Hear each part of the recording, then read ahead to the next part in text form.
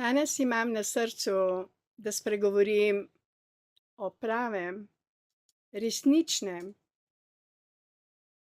večnem življenju in to v telesu. Tukaj ne bom govorila o digitalnem večnem življenju, ker nekaj posnetkov je že na YouTubu, ko govorim. Kdorkoli pogledal te posnetke, ja, posnetki so na en način lahko večni, vendar to ne pomeni, da sem jaz osebno večna.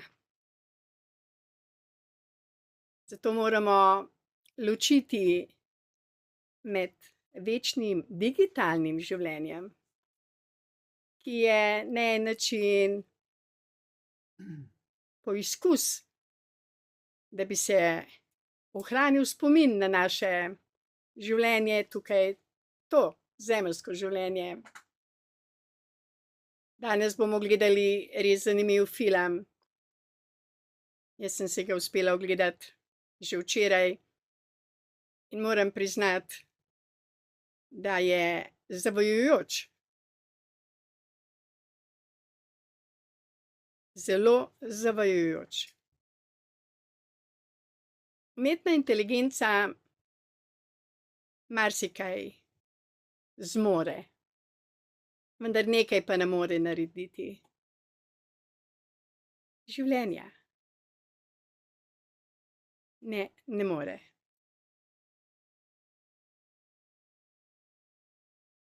Lahko dobesedno fejka. Ja, lahko. Lahko posname tako dobro naš glas, da ljudje slišijo, kot da mi govorimo. Lahko nas polepša. Lahko nam svetuje. Lahko nas celo obogati. Kar nekaj ljudi je že obogatelo, ker uporabljajo umetno inteligenco. Vendar nekaj nikoli in nikdar ne bodo uspeli narediti. Večnega življenja v telesu. Nemogoče.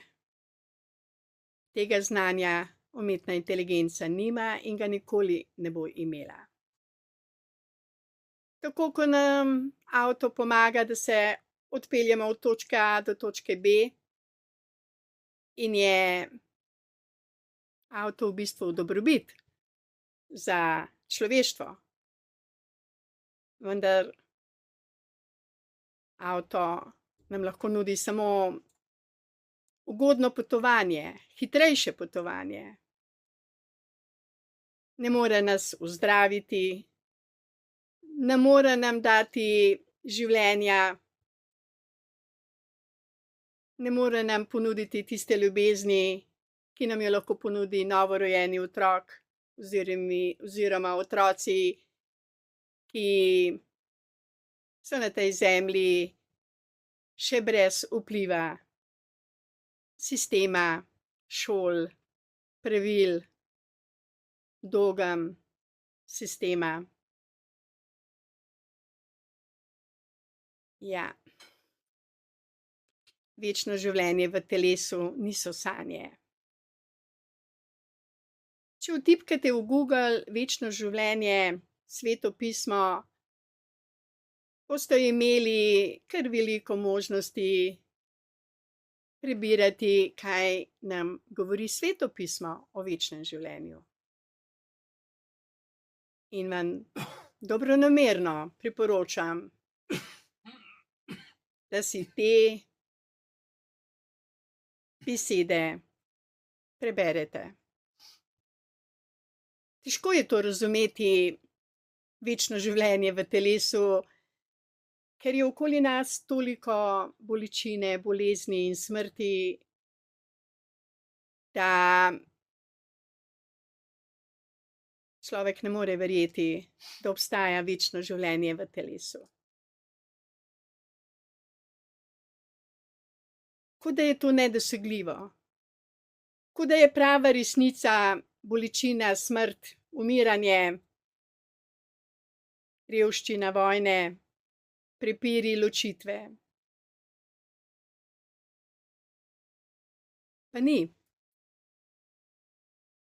Prava resnica je življenje v radosti.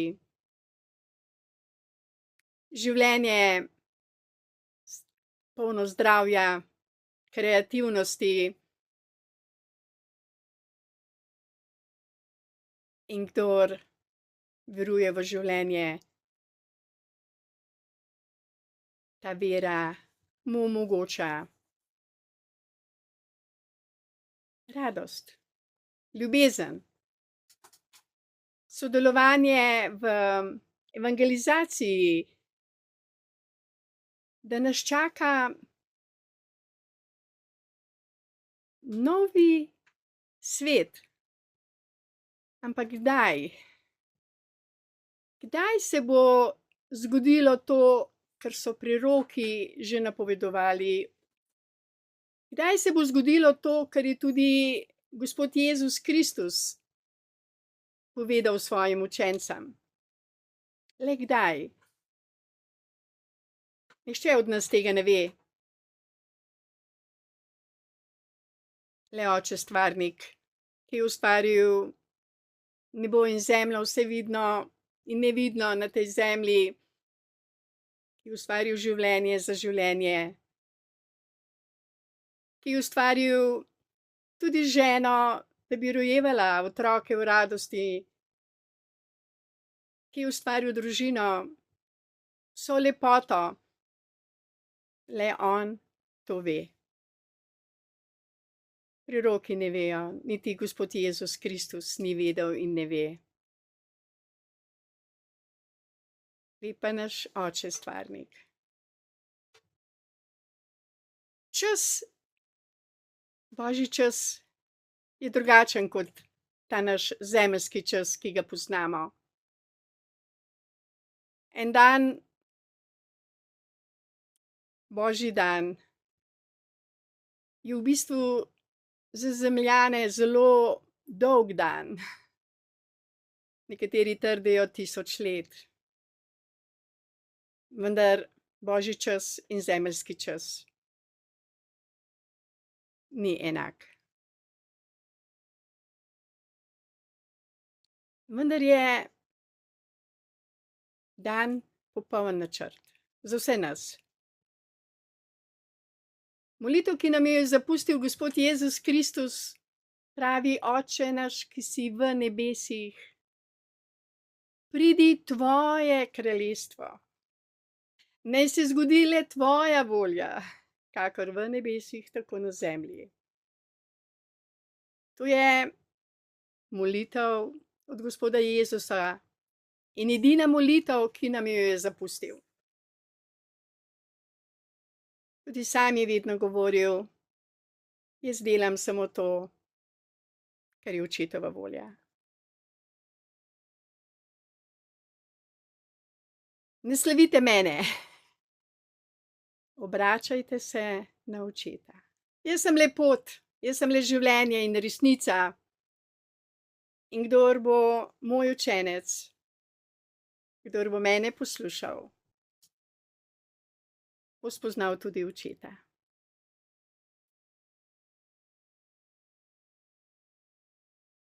In Oče nas je ustvaril popolne. Za popolno življenje, za večno življenje v telesu.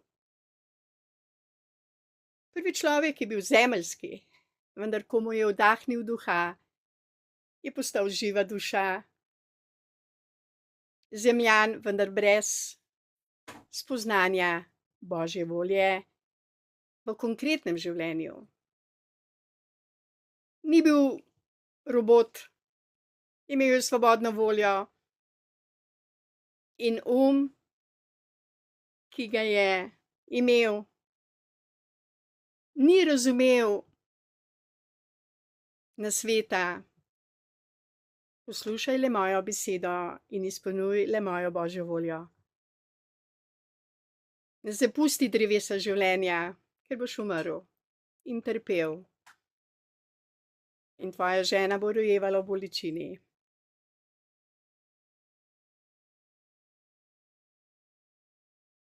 Ja, ko izgubimo zdravje, ga začnemo ceniti.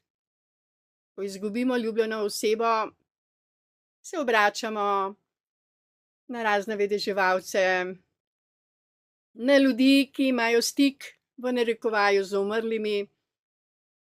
Sedaj množično podjetjem, ki se ukvarjajo z boti tistih ljudi, ki so zapustili ta svet, da bi na en način potolažili svojce, na lažni način. Kdo obuja življenje? Kdo je tisti, ki nam daje življenje? Bot, umetna inteligenca, vera, post, zdravila, telovadba, post, revščina, služenje drugim. Nič od tega ne daje večnega življenja v telesu.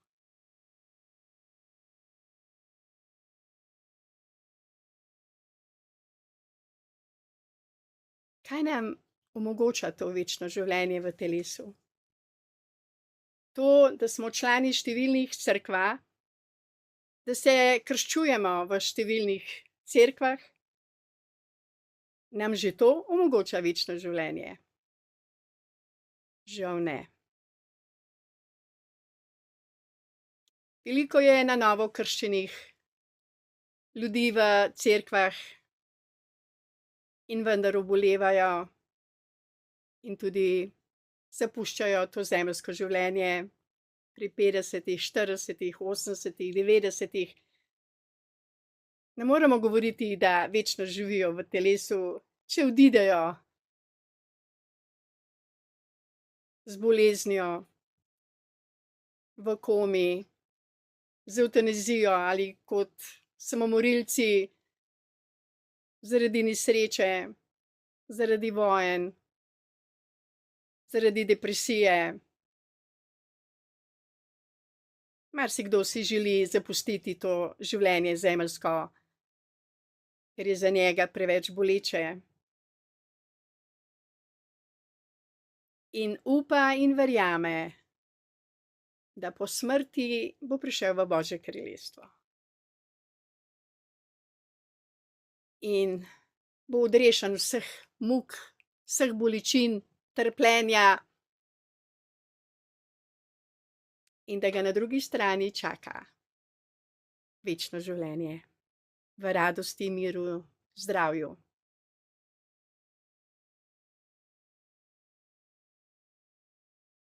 Nažalost, tudi to ni res. Če bi bilo to res,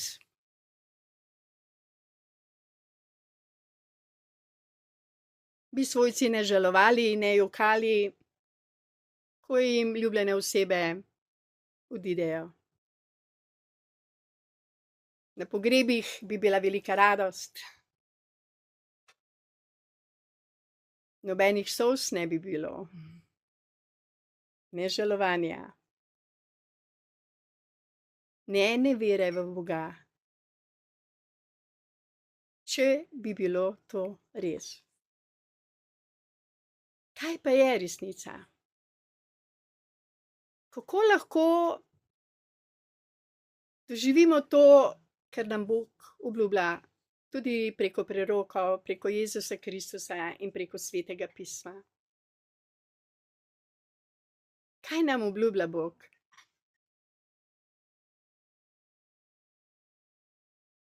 Ja. Če bomo delali Božjo voljo, če bomo ljubili svoje življenje z vsem srcem, z vso dušo, z vso pametjo in z dejanji na prvem mestu. Če bomo ljubili svoje življenje in ljubili vse bližnje, potem je ljubezen tista sila, tista moč, ki daje življenje, ki obuja mrtve, ki ozdravlja bolnike, ki omogoča mir v srcu, v duši, v duhu, ki dela sprave med nami. Če sejemo sodbo, bomo obsojeni. Če sejemo nemir, bomo nemirni. Če sejemo vero v smrt in v bote, v umetno inteligenco, bomo izgubili svoje življenje, svojo večnost v telesu. Samo kdor odide iz telesa v Kristusu, kar pomeni v ljubezni, ne v bolečini, ne zaradi nesreče kot nesreče, ne zaradi samomora, ne zaradi vere, da ni vredno na tej zemlji živeti.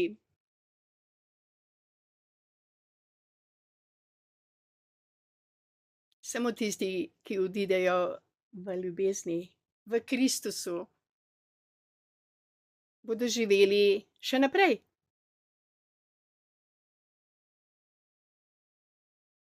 Smrt za njih nima moči.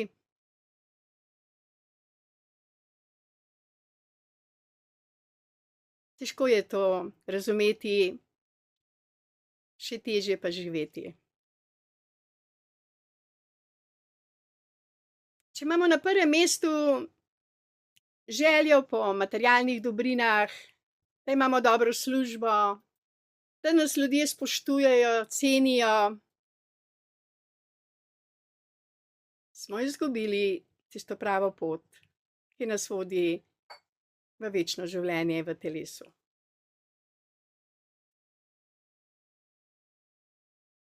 Beseda Božja ne laže. Zemeljska beseda ni resnična. Beseda Božja pa ima moč,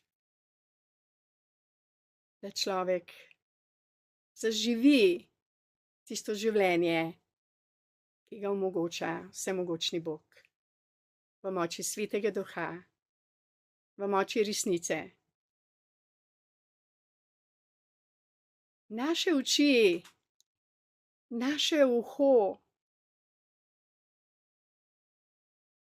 še ni slišalo in ne videlo vse tiste lepote, ki jo vsemogočni Bog pripravlja vsem tistim, ki verujejo v večno življenje v telesu.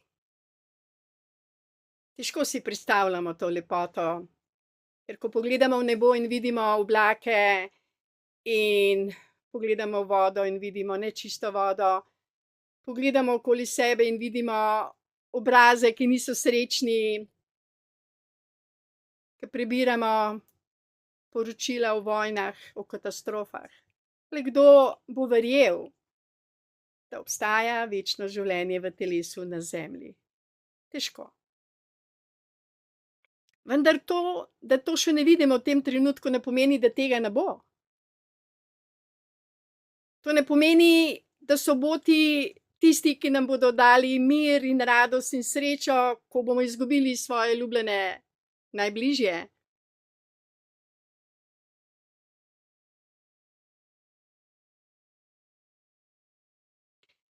Če se spomnite, Jezus je za časa svojega zemeljskega življenja govoril, da ga bodo ubili, križali, hudobni farizeji preko hudobnih ljudi, da ga bo Bog obudil tretji dan.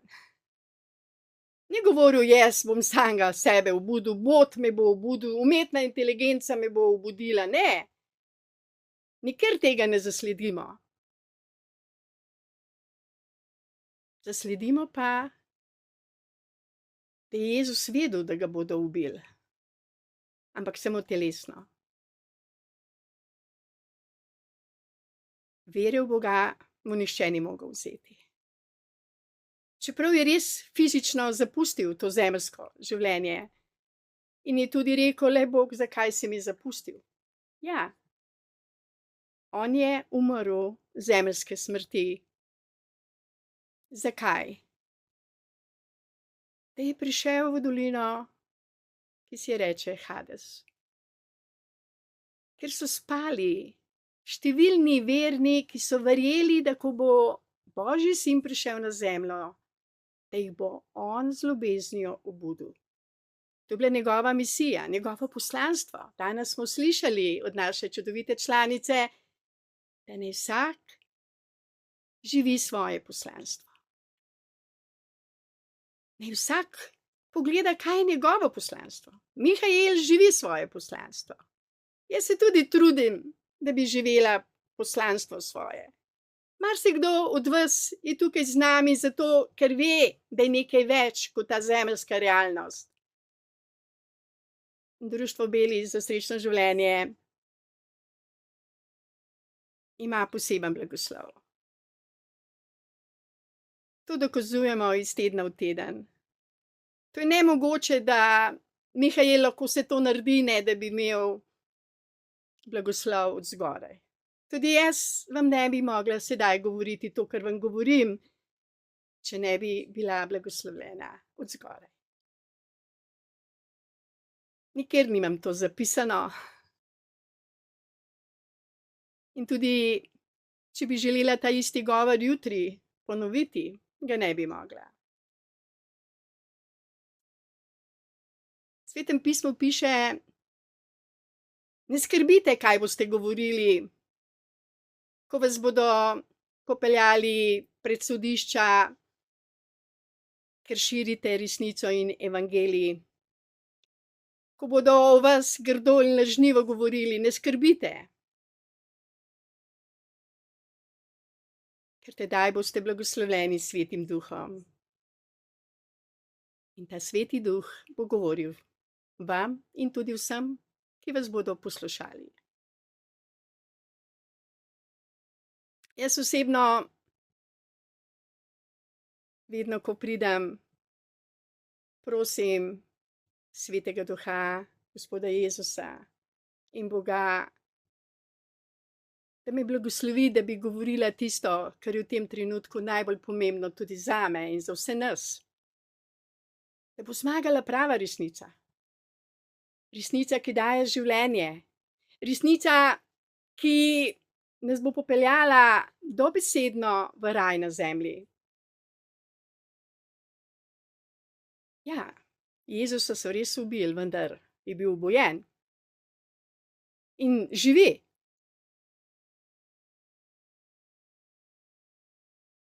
In je živel še predno je prišel na zemljo. V Svetem Duhu se je učlovečil. In učil nas je, da obstaja Božje kraljestvo, iz katerega je prišel, da bi tudi zemlja postala raj, ker je ta zemlja narejena za raj, za Božje otroke. Prvi človek je bil zemeljski človek, narejen iz prahu. Vendar se po Svetem Duhu ta zemeljski človek posvečuje, da bo postal to, kar je Božji načrt. In ko bomo dovolj odprti za to resnico, ko bomo dovolj odprti za Svetega Duha, bo Sveti Duh tisti, ki bo trohljivost spreminjal v netrohljivost, nevednost v vednost, smrt v življenje, bolezni v zdravje, razprtije v sprave, nemir v mir. Večkrat slišim, da moja hčera omenja pri svojih intervjujih, da je bila krščena ne vem kolikih cerkvah, češ, moja mami ne ve, je iskala resnico. Vse posod. Nisem bila krščena v številnih cerkvah kot cerkvah. Daleč od tega. Samo želela sem, da bi me ljudje sprejeli z Božjo ljubeznijo. In kamorkoli pridem, da prinesem to luč.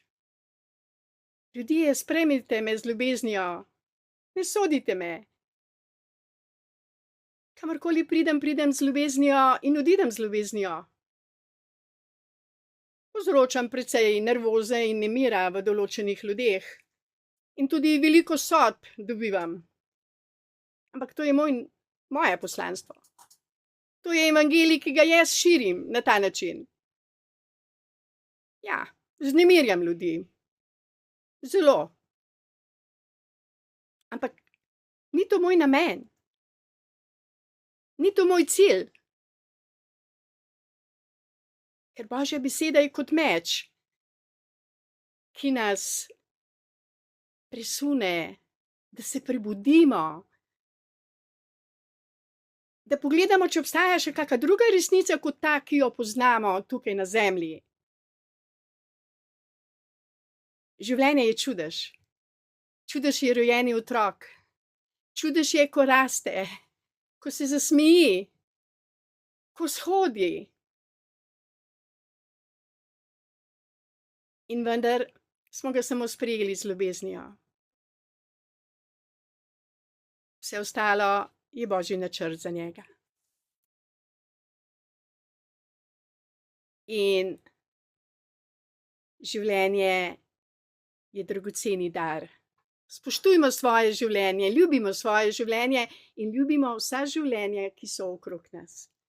Zato imamo zapoved, da ljubimo tudi svoje neprijatelje, tiste, ki še ne razumejo Božjo besedo, Božjo resnico.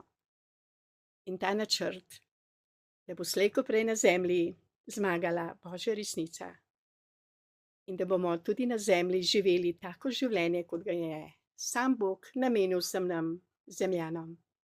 Zdravo, srečno in večno življenje v poveličenem, zdravem telesu. In vse to vsem nam želim, da to resnico sprejmemo. In da verjamemo Bogu bolj kot ljudem. In da se obračamo na svojega Boga, ki nam je dal čudovito življenje. In vsem vam, ki se odpirate za to resnico, ki ste odprti za življenje, za ljubezen, srčno hvala. Naj se zgodi samo to, kar je Božja volja za vse nas. Najlepša hvala za vašo današnjo pozornost.